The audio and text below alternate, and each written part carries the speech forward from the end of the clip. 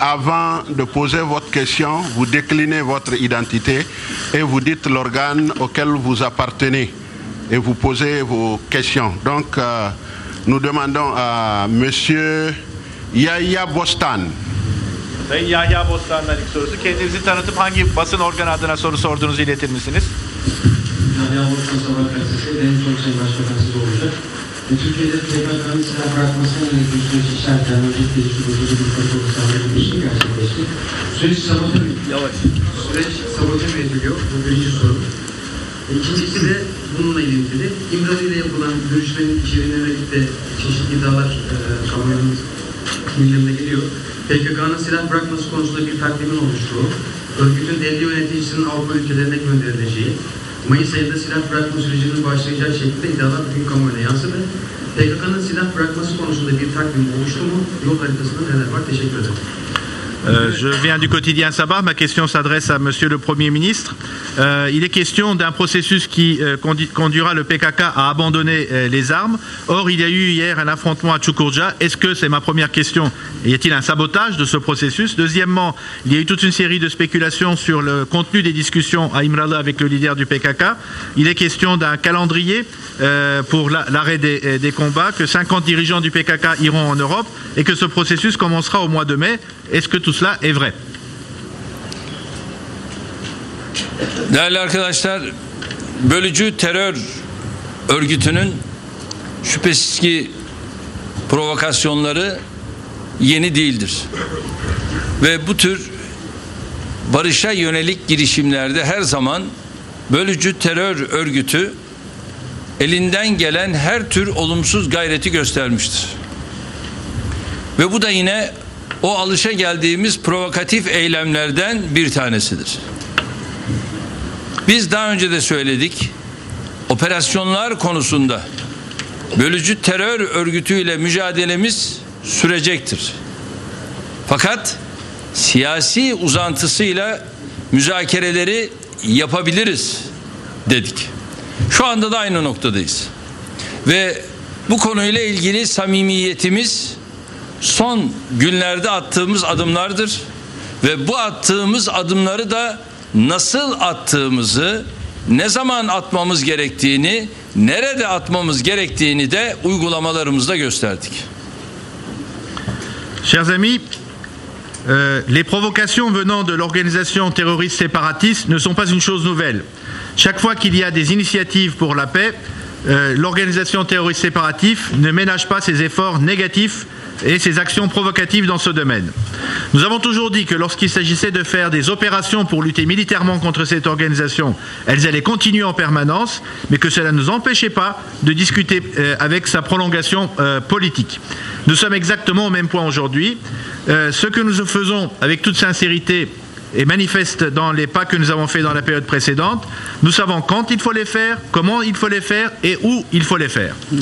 Tabii detay bilgiler Sayın Bostan burada verdiler. Bu bilgilerden doğrusu benim haberim yok. Fakat nereden, nasıl bu tür bilgiler yansımış, doğrusu bunu da bilmiyorum. Eğer bunlar bana yansıyacak olursa herhalde ülkeye döndüğümüzde bunun değerlendirmesini de ayrıca yaparız. Ne zaman, kim, ne kadar kişi, bizim buradaki tek ifademiz, daha önce de söyledik biliyorsunuz, bölücü terör örgütünün kadrolarının Türkiye'yi terk etmesidir. Nasıl? Silahı bırakmak suretiyle terk etmesidir. Bunu daha önce zaten ifade ettik, söyledik. Monsieur le journaliste Bostan a donné toute une série de détails. Moi, je ne suis pas au courant de ces détails-là. Je ne sais pas d'ailleurs d'où ces informations viennent.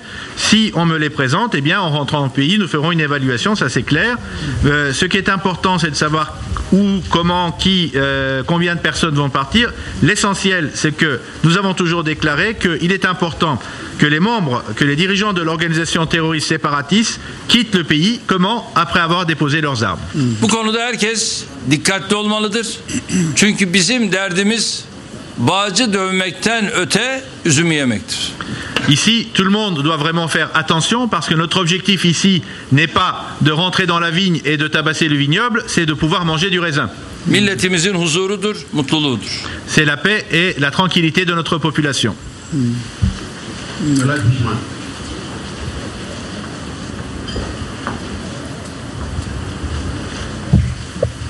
Merci. Moi, c'est Ousmane El Ibrahim de la télévision nationale Télé Sahel. J'ai deux questions. Ma première s'adresse à la partie nigérienne et la deuxième à la partie turque. Voici la première. Nous avons assisté hier à la signature de plusieurs accords entre les deux parties dans divers secteurs de développement. Certains contenus ont été évoqués ici. Je voudrais savoir quels en sont vraiment les contenus de ces différents accords-là. La deuxième question s'adresse à son Excellence le Premier ministre turc. Par rapport à la situation au Mali, le communiqué conjoint a fait cas d'une parfaite identité de vue entre le Niger et la Turquie. J'aimerais savoir quelle sera la participation de la Turquie dans la résolution de ce conflit malien. Merci. Brahim, Ulusal Televizyon'dan soruyorum. İki sorum olacak. Birincisi Nijer tarafına. Dün bir takım anlaşmalar imzalandı. İçeriklerine de kısmen burada değindiniz. Birçok sektörde anlaşmalar var. Bunların tam olarak içerikleri konusunda bilgi verebilir misiniz? İkinci sorum da zaten devletleri Türkiye Başbakanı'na iletmek istiyorum. Dün ortak bildiride Mali konusunda da her iki ülke arasında tam bir mutabakat olduğu belirtildi. Bu sorunun çözümüne Türkiye'nin katkısı tam olarak ne olacaktır? Je laisse peut-être le Premier ministre répondre à la deuxième question. Önce Sayın Başbakan isterse ikinci soruya cevap versin. Sonra ben de ilkine cevap veririm. Vous avez la priorité. Tabii Mali ile ilgili olarak özellikle buradaki şu anda yaşanan sıkıntı gerçekten bizleri de ciddi manada üzmektedir. Zira buradaki bir topluluğu bölme operasyonu vardır. Ve bu bölme operasyonu neticesinde kardeşler artık birbirlerine adeta düşmüştür. Burada bir dış operasyonun yapılması hususu hassasiyet arz etmektedir. Tabii Sayın Cumhurbaşkanı ile bunun da değerlendirmesini yaptık. Burada özellikle Afrika Birliği'nin müdahalesi nasıl olacaktır, ne şekilde olacaktır? Bunlar önem arz etmektedir. Eğer bunu diplomatik yollarla çözmek mümkünse diplomatik yollarla bu işi çözmek, müdahale noktası ise en son düşünülmesi gereken bir noktadır diye mütalaa ediyoruz. Ve İslam İşbirliği Teşkilatı bu konuda bir adım atmıştır. Dışişleri Bakanım aynı şekilde bu çalışmanın içerisinde de bulunmuştur. Bundan sonraki süreçte de yine işbirliği içerisinde yapılacak müdahalenin şeklini de belirlemek suretiyle bu adım atılırsa inanıyorum ki çözüm bekleyen Mali'nin imdadına yetişmiş oluruz ve bu konuda da sessiz kalamayız. Bu düşüncelerimiz zaten Nijer'le örtüşüyor. Temennim odur ki en kısa zamanda Mali'de bir netice almaya ulaşalım. Tous les problèmes qui sont vécus au Mali nous attristent nous aussi énormément parce que le problème on est arrivé à diviser toute une communauté à tel point que désormais ce sont les frères qui finissent par se dresser contre leurs frères. Une intervention, une opération extérieure est un sujet très délicat qu'il faut aborder avec sensibilité. Nous en avons discuté ensemble avec Monsieur le Président. S'il y a une intervention de l'Union africaine, il faut voir comment elle va avoir lieu, sous quelle forme elle va avoir lieu. Il serait bien entendu préférable de pouvoir résoudre le problème par les voies diplomatiques si cela était possible. Et si ce n'est pas possible, une intervention ne pourrait être considérée que comme un remède de dernière solution.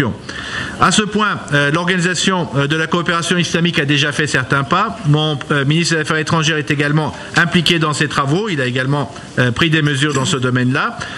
Nous allons voir si il y a une intervention, comment nous pouvons coopérer, par quels moyens et sous quelle forme. Ce qui est important, c'est qu'il faut absolument trouver une solution pour venir en aide au peuple malien. Il est clair que nous ne pouvons pas rester silencieux sur ce sujet. Et là-dessus, nous avons une complète convergence avec le Niger. Nous voulons absolument trouver une solution à ce problème le plus rapidement possible. Bien, donc par rapport à la première question, tout à l'heure dans mon introduction liminaire, j'avais indiquer les accords qui ont été signés et le contenu est déjà défini dans le titre de ces accords-là.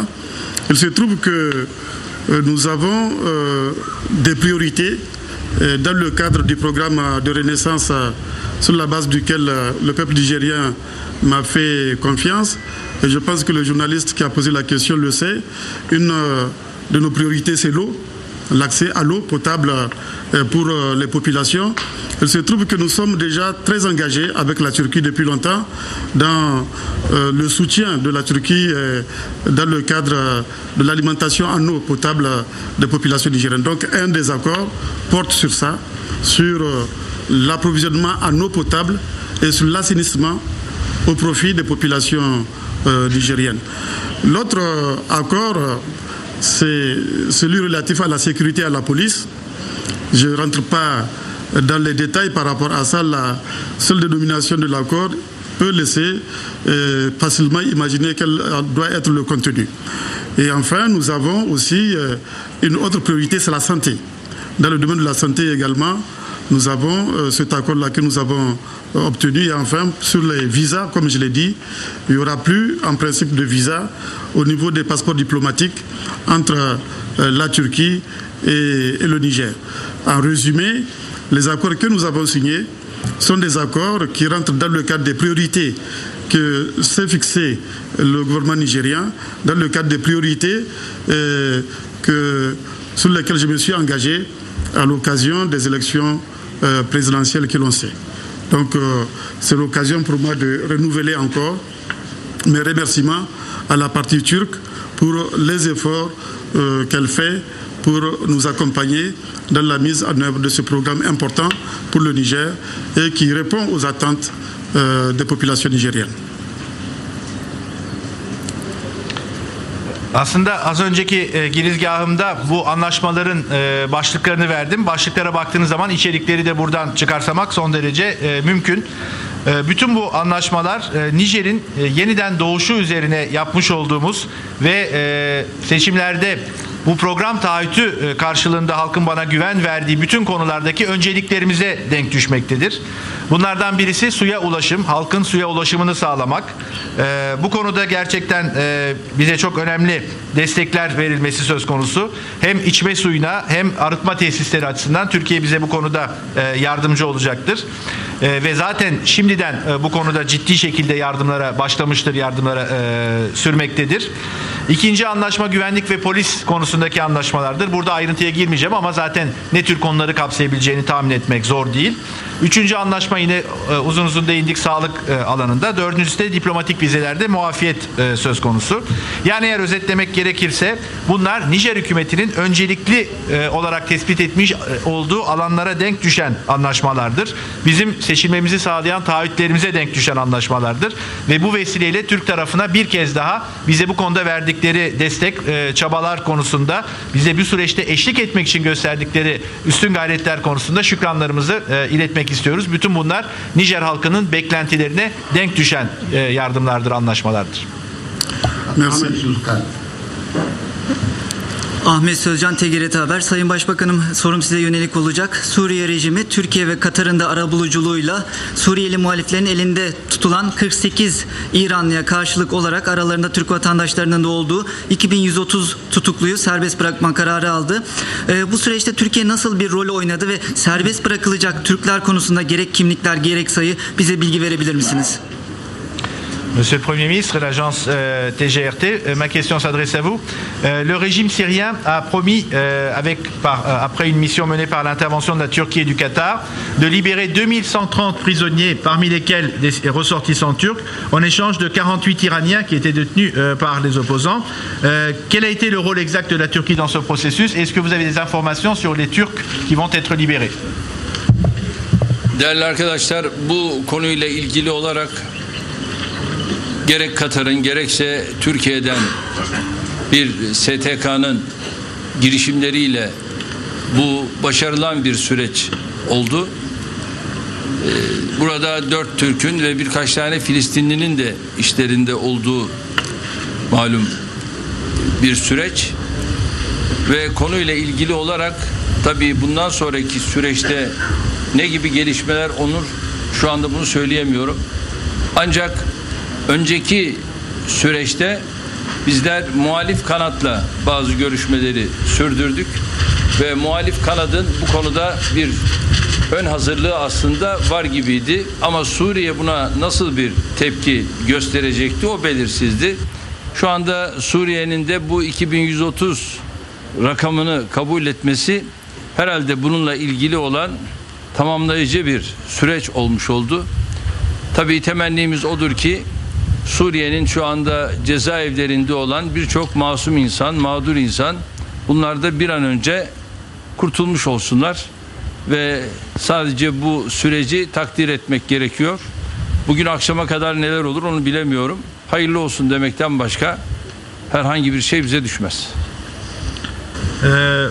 Sur ce sujet, le Qatar et une ONG turque sont en effet intervenus et un succès a été obtenu.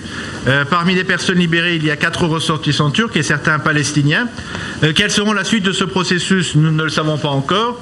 Il est vrai que dans la phase préalable, la Turquie avait eu des contacts avec les opposants, l'aile opposante au sein de la Syrie.